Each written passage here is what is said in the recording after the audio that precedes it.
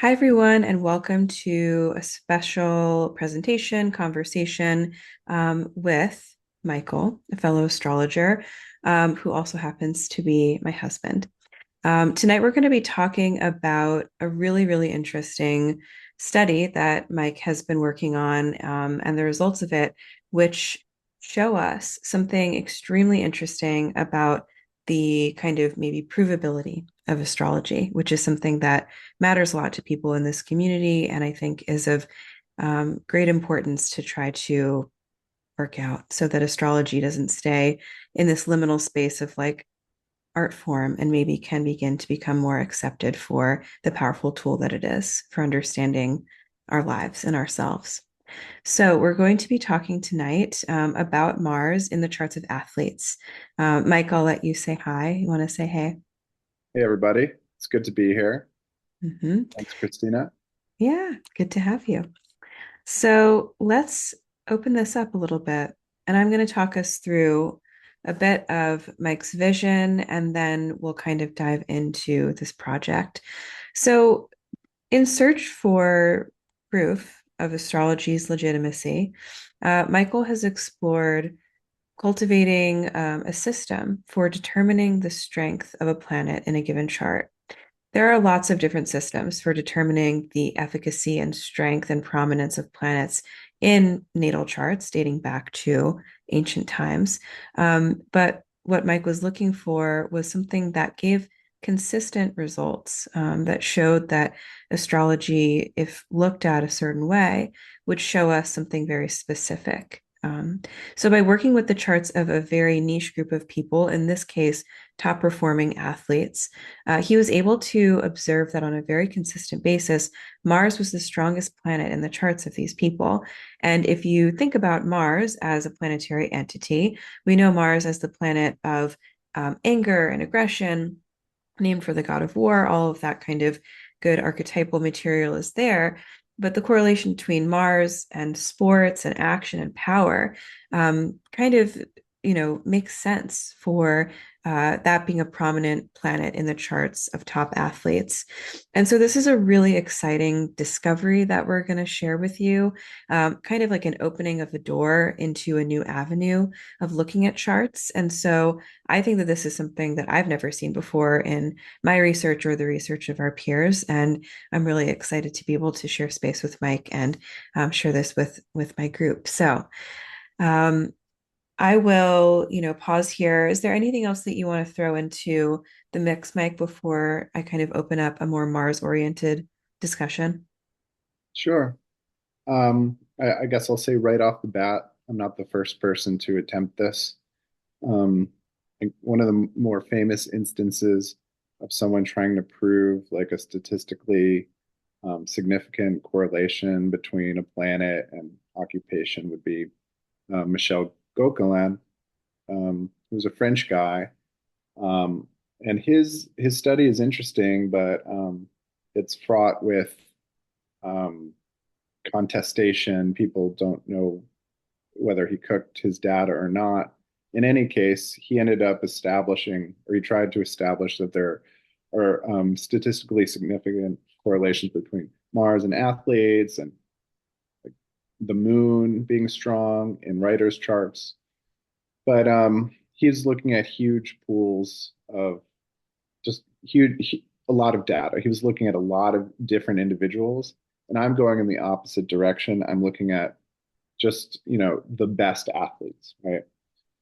And, it's even if you're doing that, it's hard to find any consistent tendency in charts if you're keeping the same method for each chart. If you're scrutinizing each chart the same way by the same method, the same technique, it is very difficult to find any planet consistently predominating in strength. And, I tried a million, not a million, but many different methods, including well established ones. And the method that I found, which yielded the results that I was hoping for, was a very strange one, with some with some surprising implications. And we'll look at it in a bit. Um, but I will say at the outset that no one has successfully even, other than Gokulan, who has been discredited, no one has successfully made a powerful appeal to the scientific community about the scientific validity of astrology as a science. Um, and so you'll see that my data gives more than a significant correlation between Mars and athletic prowess. Um, but it will be hard for people to understand how I interpreted the charts. My method is difficult to reproduce, but the results do speak for themselves. And I'll say right now, if anyone wants to watch me do it in the future, I'll show all of my work, but we can't do all of that today. Um, we'll just have a few short demonstrations. Um, it's possible that there are minor errors in my computation, and that's why we need computer programs to do this. But the results significantly show that Mars is stronger in the charts of athletes if you use the method that I'm using. This should never happen. If astrology, if the planets didn't have an impact on our world, um, each planet, would be about equally weak, um, or equally strong. This shouldn't be happening. So, if it were Venus that was coming out on top for athletes, that would be super interesting as well. That would show that there's something to astrology, and perhaps our our ideas about what planets do what would be wrong, but it would still show that the planets are influencing us, or suggest that the planets are influencing us. But in this case, Mars really is predominating as astrologers would expect. But you just have to use this method. My method is not perfect. Not only might my study be subject to human error, but there are aspects of my method that probably aren't contributing or might be slightly misleading. But the fact that it is yielding these results is super, super, to me, interesting and significant and cannot be ignored. Yeah, it's really, really true that there are so many different approaches to trying to figure out what chart or what planet is most significant in the chart of a person. And I'm somebody who reads for people professionally. And, people always want to know, like, what's my strongest planet? What's my gift? What's my, what have I been given that's really unique to me? And it's never something that's consistent across the board, even across maybe groups of people who share the same profession or have similar looking charts or something like that. So for you to be able to find that within a kind of controlled group of people who share a profession and a background, I guess, that there would be a consistently emerging planet as being the strongest is super, super strange, exciting, cool, thought provoking. And I like what you said that, if it was Venus coming out on top, that would still, we don't need it to be Mars for athletes, but the fact that there is a consistent result for the most part with a little bit of, wiggle room is really, really interesting for us. So I love all of that. Okay. So I'm just going to kind of open up this little thought process about Mars since Mars is the planet that comes up over and over again for these athletes. And for those of you who are maybe new to astrology, I think that it's good to just know that Mars is the planet that we associate with things that are warlike. He's named for the Roman god of war, and we associate him with bravery and conquest, protection and aggression, physical force. He's the archetypal masculine. And so passion, heat, and the blood are all associated with Mars, right? His glyph, which we can see here, is the warrior's shield and spear in some interpretations.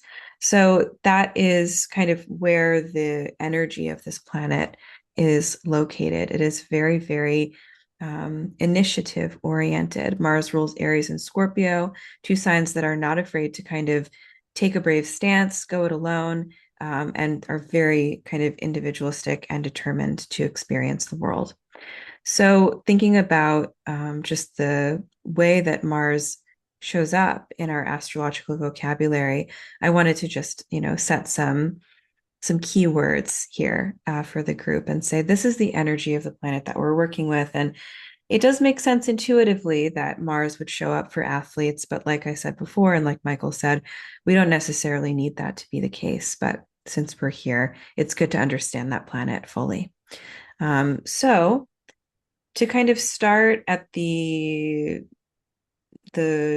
consensus, or to start with the results of this study, we're going to take you through some kind of demonstrations of the ratings of these planets that Michael calculated for a few different groups of different kinds of athletes.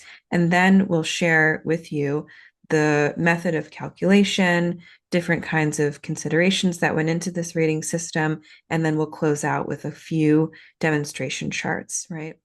Okay, great. So starting kind of with our first grouping of athletes, we've got 20 athletes that Mike is going to share the results with us about. So take it away, Mike. Okay, so this is the only mini study. Um, I looked at number of groups of athletes, like uh, the highest performing goalkeepers of soccer slash football. I looked at the best four chess players. I looked at a bunch of lists that were not made by me. This is the only list that I did compile, but it's of names that are just, so big for the major sports that it's hard to say that I cherry picked. But this is the first one we're starting with.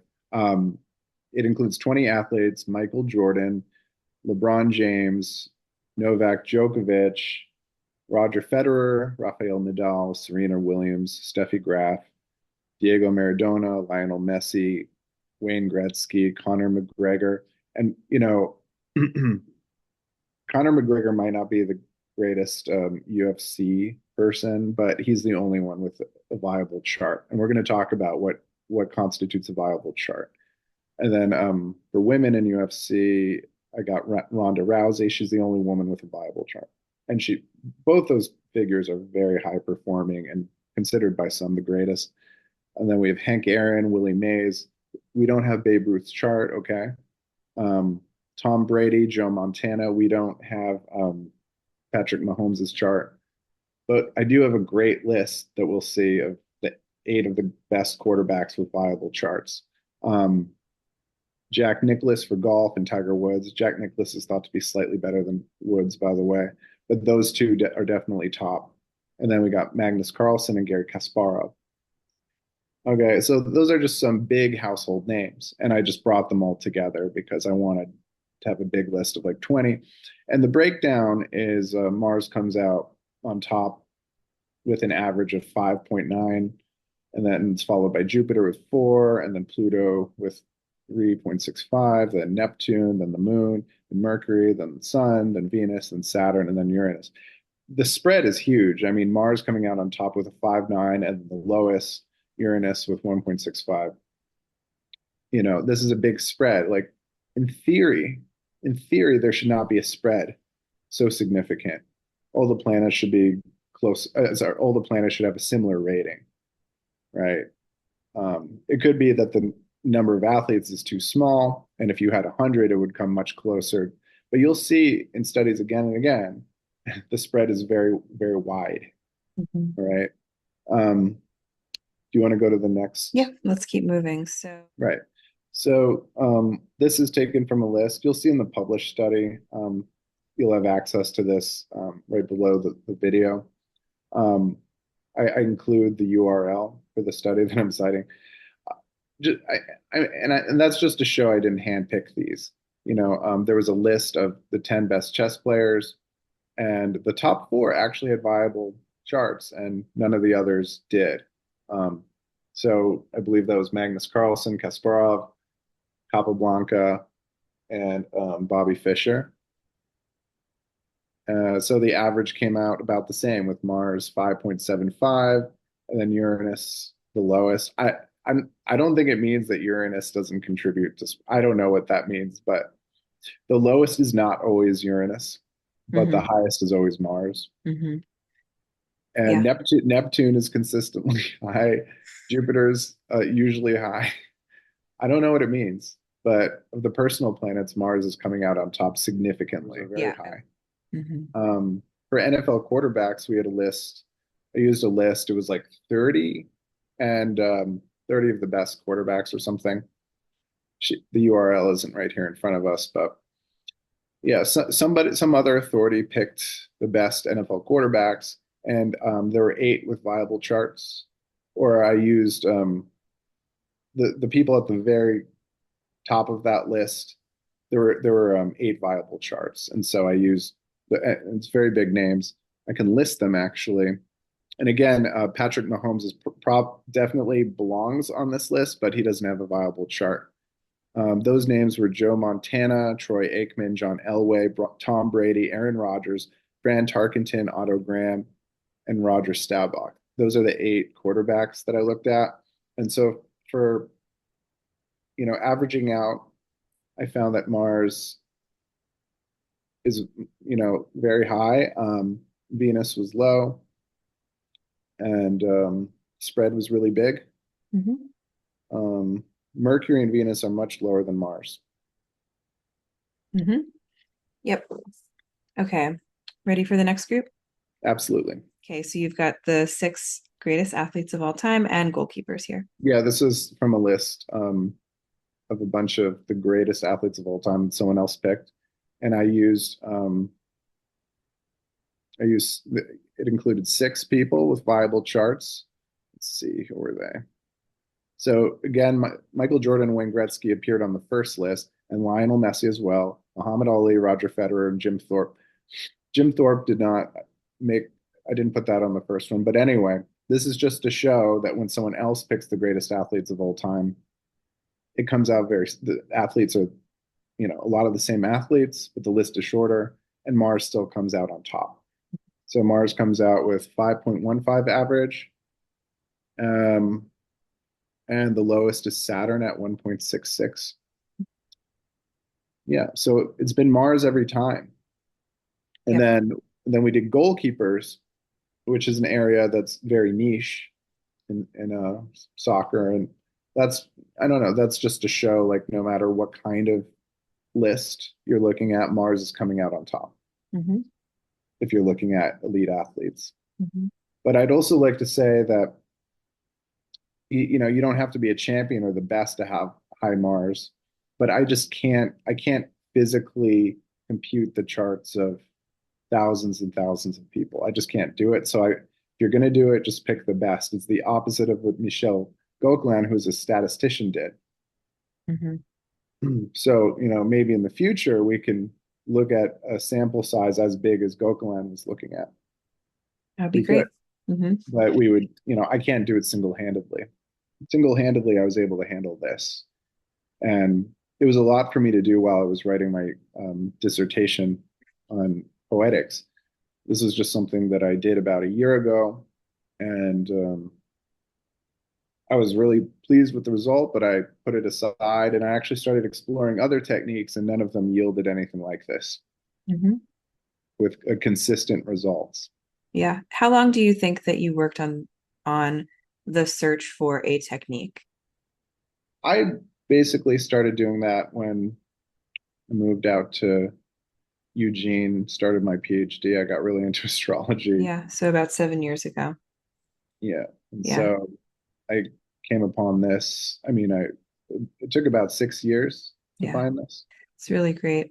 And 7 years ago this became of interest to you, but you and I have been studying astrology together since about 2007 or 2008. So you're um you're a great astrology researcher in general.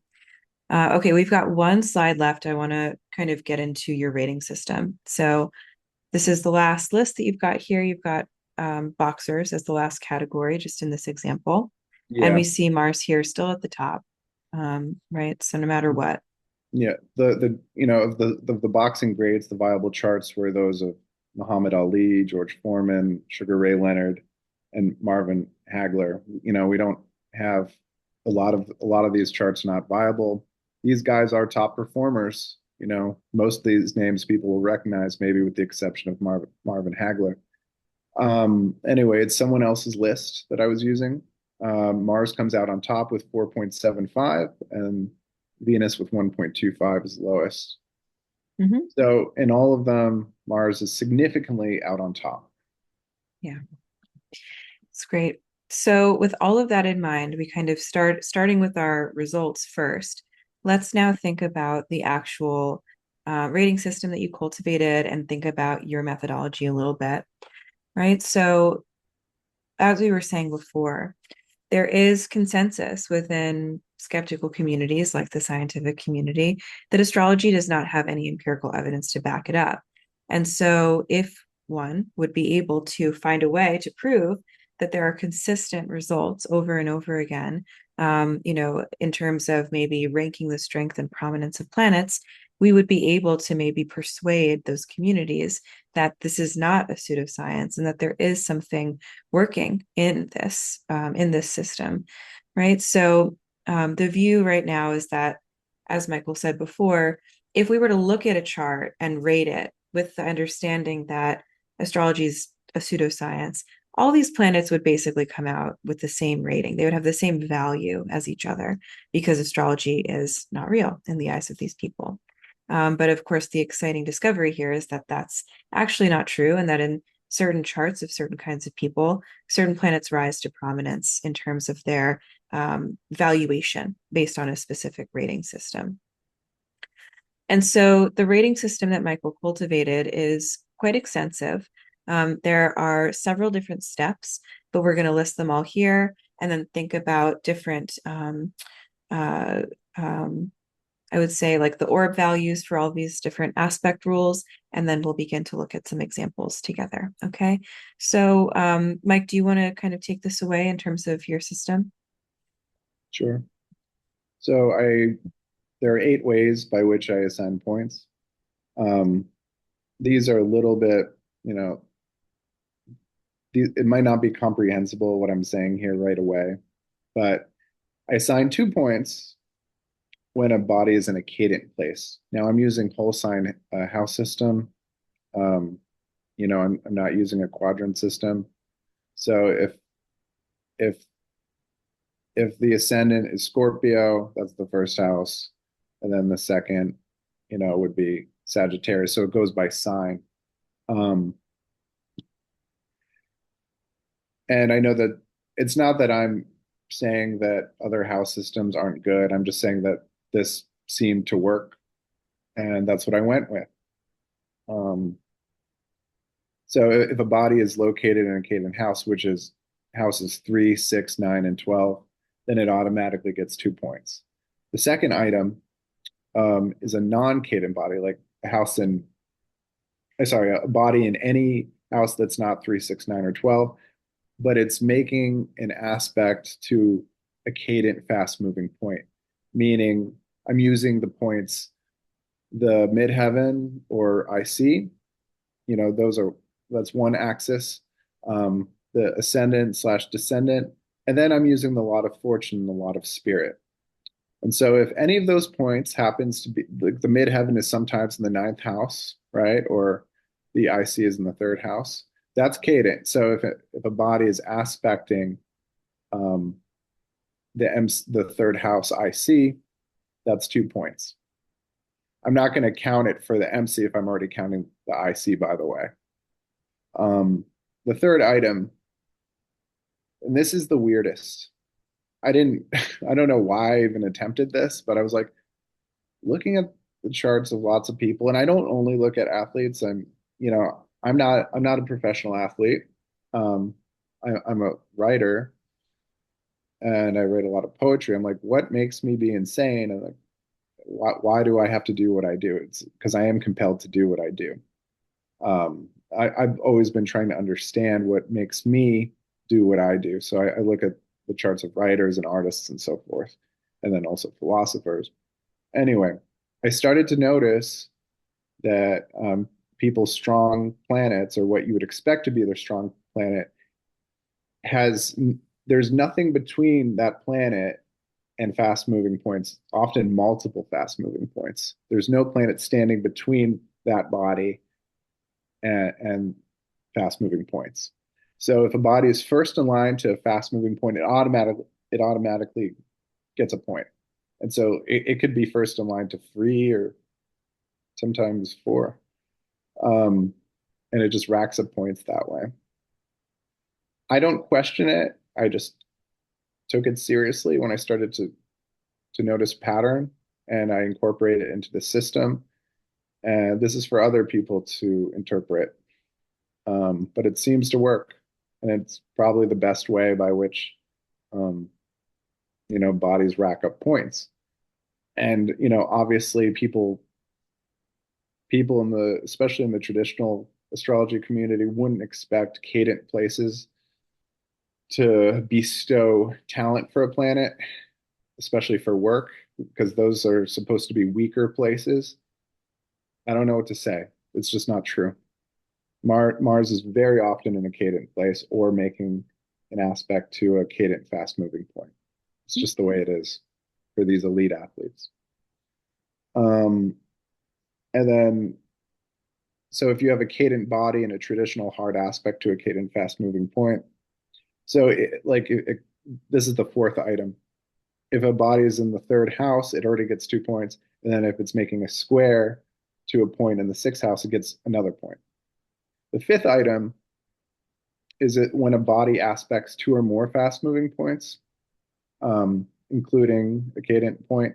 So it just has to make minimum two aspects um, to fast moving points, and it gets a point that way. So there's a bunch of ways by which bodies get points. Number six is body is unaspected or nearly unaspected, which I have a idiosyncratic definition for, but I will give a planet unaspected or virtually unaspected status in a very consistent manner. It's very cut and dry for me.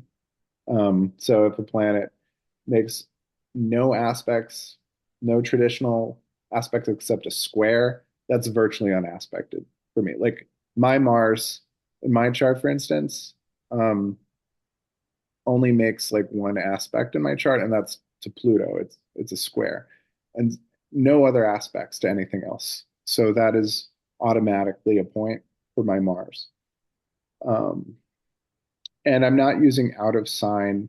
We're going to get this in a second, but I'm not using out of sign aspects. So if it's a square by orb value, but it's not in a if the planet in question isn't squaring this other planet by sign, by the sign that's square it, like my Mars is in Scorpio, I'm sorry, in Aquarius, and it's squaring my Pluto in Scorpio. So that counts. But if my Pluto were at the very end of Libra, which it's not, I wouldn't be counting it, even though technically by orb it would count for many people. Okay, so I make a lot of boundaries here, and I don't make exceptions to these rules. And the rules seem to work, so I stuck with them. This might end up being not a correct rule, but that's what I used, and I had to assign unaspected status in a very consistent manner. Okay, so and then if the body makes at least four aspects by sign, um, traditional or non-traditional aspects, then basically highly aspected planets get a point. And then number eight, body makes any additional aspect of any kind to a cadent fast moving point. So that's just if the body has already gotten 2 points for having a cadent connection. Anything additional is one more extra point, not two, just one. So that's highly technical. Sorry about that, but I'm just covering my bases. I think it's necessary though, because you're looking for a specific kind of effect. So it's really interesting that, and I know from living with you that you experimented endlessly with these approaches and techniques and really were rigorous in terms of figuring out what would yield something consistent. So let's take a look now at your orb values for these different aspects. And everyone should be familiar with the concept of orb value. It's just kind of like the mathematical wiggle room between aspects that count for astrologers to determine the strength or the potency or the legitimacy of an aspect between two planets. So Mike lays out all of his valid aspect orbs here for all of the different aspects, including some of the kind of special aspects that he uses. So he does use the normal aspects like conjunction, opposition, square, sextile, and trine, and then gets into the special aspects, quintile, biquintile, tredecile, septile, biseptile, the golden angle, and then the quincunx, which is probably familiar to most people, right? So, anything else that you want to throw in here, Mike? Sure. Yeah, most of these are familiar to astrologers. But yeah, the rare aspects, you might question why I would do such a thing. I don't know. I just noticed patterns. I noticed, for instance, that lots of athletes had biquintiles and golden angle, which is 137.5. I just noticed it a lot, and I thought it might be important. This is, with the exception of the golden angle, these rare aspects like biseptile and septile, tredecile, biquintile, quintile. This owes to a lot of the research of David Cochrane, who deserves credit for trying to standardize these aspects. Um, and then there are a couple of other rules, one of which I mentioned, no out of sign aspects are counted. I'm using whole sign, and I'm only using double A rated, A or B Rodden rated charts. Um, and no charts with on the hour birth time. So like even if it's a high rating, high Rodden rating, and it's at 3 a.m., I just don't count it. It's just a rule I made for myself. It means that I'll be throwing out valid charts sometimes, but most of them probably were rounded. And I just Mhm. wanted, there are so many charts right on the hour that I can't help but suspect that many of these are a little bit off, and whoever recorded the birth time was merely rounding, sometimes, maybe 20 minutes ahead. Mhm. And I can't use that because these fast moving points are really, for them to have value, it really depends on an accurate birth time Yeah. because they're changing by the minute, these points. The ascendant is changing very quickly. A lot of fortune is changing very quickly. The midheaven is changing very quickly. Right. Okay. So with all of that in mind now, I think that we can turn to a few examples and see a few demonstrations of what this all looks like. So the first chart that we've got is the chart of Michael Jordan. And we can see that there is this really wide kind of data spread, as Mike keeps calling it, between the highest rated planet, which is Mars with a rating of 7, and the lowest rated planet, which is Saturn with a And rating of Mercury. 0, and Yeah. Mercury there too, exactly. Yeah. So why don't you walk us through finding, the Mars rating for Michael Jordan? Yeah, just so people can see what I'm Mm-hmm. doing. How does Mars get a rating of 7? And why would Mercury get 0? Um, and it doesn't mean that Mercury is not strong. He's clearly a very smart man. Um, I think, with this stuff, it's really the planet that's highest that's just leading the way. And if Mars is aspecting Mercury, as you can see, it's in opposition, then Mercury is definitely coming into its own when the person is leading with Mars, as was the case with Michael Jordan. Okay, so he has Mars in the second house, right? You can see that his ascendant is in Cancer, and then he has Mars in Leo. And the second half, that gives it no points. However, it's making a perfect 137.5 degree aspect, um, the MC, right? So that's automatically 2 points. It is it is first in line to the ascendant. You see there's nothing between Mars and the ascendant. Because you're not using the North Node in this technique. No, I'm only counting 10 planets, and Hmm. I'm not using Chiron either. Right. Sometimes Chiron will get in the way here, because you decided to include charts that, and that's okay. But just so people know, I'm not counting things like the North Node and Chiron. So Mars is first in line to the ascendant. It's first in line to the lot of fortune. Can you just point to that, please, Christina? Of course. Boom. Those 2 points. Hmm.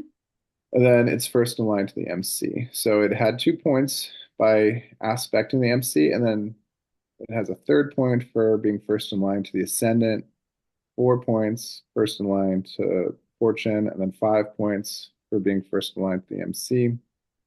It's a heavily aspected planet, as you can see.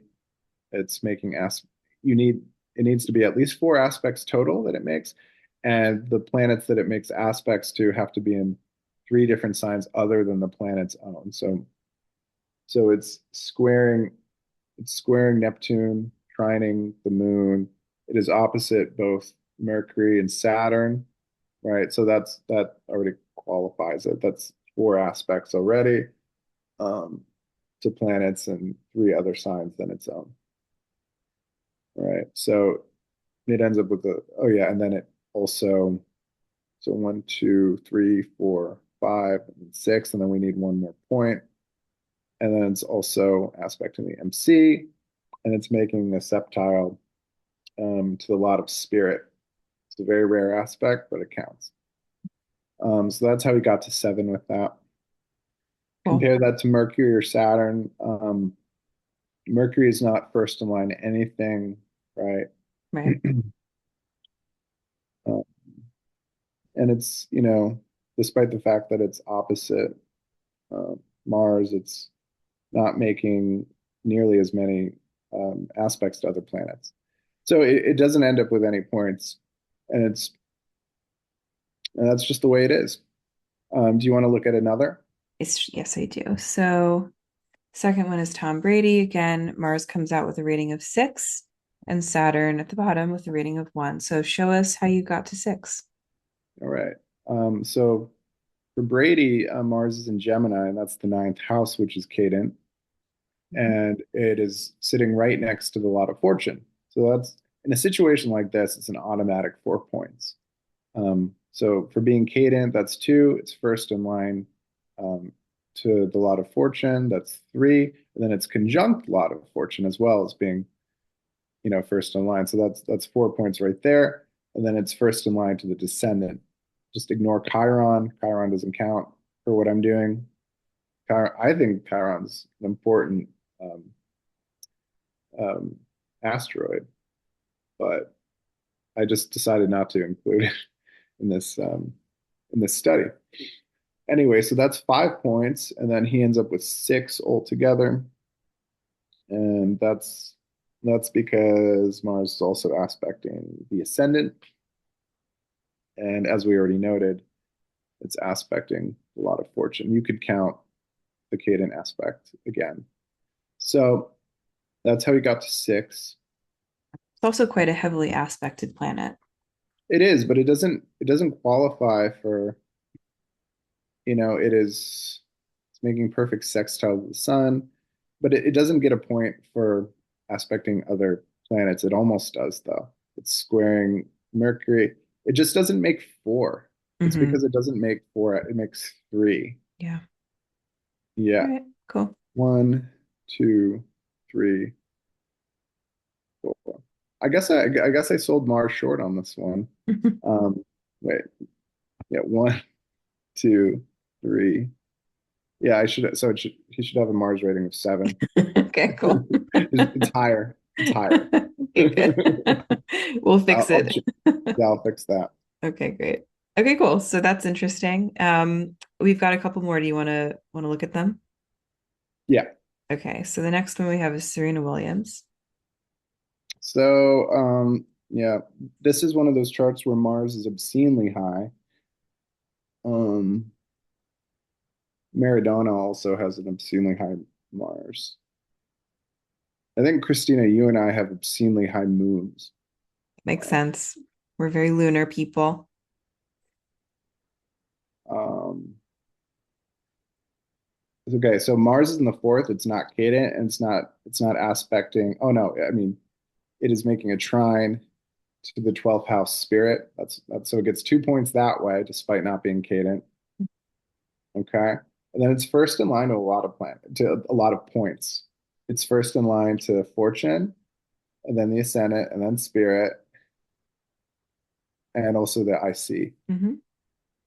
And we don't count the MC, which is also first in line to, because I'm only I stopped counting after 180 degrees. It's a little too far, but that's okay. It's just unfair. So I stopped Hmm. counting there. That's part of my rules. Hmm. So that's one, two, three, four, five.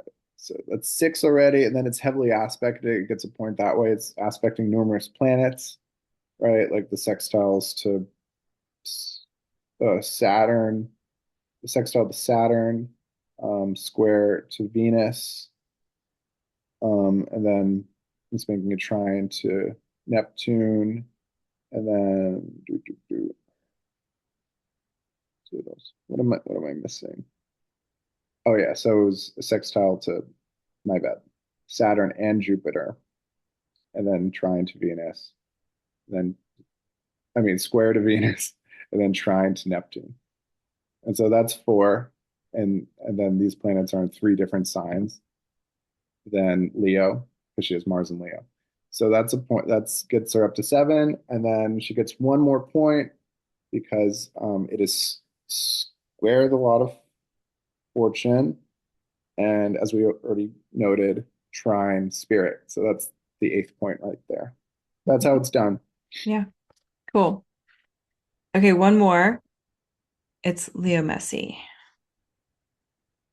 Lionel Messi, Hmm. such a messy boy. Clean soccer player though, It's a terrible joke. immaculate. Hmm. Uh, all right, so he has Mars in Cancer, considered very weak. Hmm. Really not, right? Because Mars in Cancer is not considered good. Um, but I'd say his Mars is strong. It's cadent, so that's 2 points. And then it's squaring the MC, which is cadent. That's a third point. And then it's opposite spirit, which is cadent. So that's four. And then it's first in line to the ascendant. And then that's five. And then one, two, three, one, two, three, four, five. And then what's the 6 point? Um, oh yeah, it's because it aspects the MC and then it's aspecting spirit. We are yeah, so it just gets extra points for that. Hmm. Yeah. Yeah. Yeah, so it's highly technical. There's a lot of looking around, and the fact that you applied this to each of the planets to rate them is a testament to your work ethic as an astrologer and a researcher, I would say, right? But this is really, really interesting stuff that is here. And these results are reproducible, as you've proven, but definitely something that would be aided by like an algorithm or some kind of technological support so that the study Yeah. could be done more widely and more efficiently, perhaps. Not that you're not efficient, It's cut and right? dry. A Hmm. machine can do it. Hmm. And clearly I undercounted Tom Brady's Mars total. Right. So I'm making the minor mistakes. I don't think often enough where it's going to be skewing the data. I mean, just look at the spread between these numbers. Right. It's clearly way up there, not kind of in um, contention with other planets for that first place role. So yeah, this is super, super exciting. And I think what's also really interesting about it is the prominence of cadent places and cadent aspects to other planets and points that are in cadent places. Usually in astrology language, in the kind of alphabet of astrology, cadent houses are deemed to be a little bit weaker or but behind the scenes or a little bit ineffective. And over again, you note the prominence of planets in cadent places that it's I think I remember when you were like, this is another cadent, cadent heavy chart. Yeah. Right? It was a Yeah. really interesting discovery. So I think So yeah, that, the oh yeah. alphabet of astrology people are modern astrologers, and then the traditional people also don't like it. Hmm. Also don't think Caden is good. Some people do, but by and large, Caden is not thought to be that strong compared to angular places and Right. certain succeedent places. Right. Yeah. So, in the established understanding of what makes a place or a part of the chart really strong and really assertive or really prominent, we have this pre established notion of what that is. But your research is challenging that. And I think that that's really, really interesting, very thought provoking. Right. So this is just the beginning, as I have written on my slide. There's more work to be done here, but this is a really, really exciting first start, and just feels very mysterious and full of promise. So I hope that other astrologers who have been watching are, going to throw some questions at us, or are going to chew on this and see what they think. Take this into your own practices and see if you can make sense of the data. Try it out on your own, and then we want to hear from you. So write to me and let me know what you see after reflecting on these techniques that Mike's shared with us tonight. Yeah, Yeah. thank you, Mike, so much. This is so fun. I can't believe this is the first time I've done something formally with you with our astrological practice. You've you were the first person to read my chart back in the day, and are just an indelible presence in my own astrological practice behind the scenes. So we'll do this again. We have other ideas that we want to share with people. But for today, hopefully this is enough to chew on. And thank you everyone for tuning in. Thank you. All right, bye.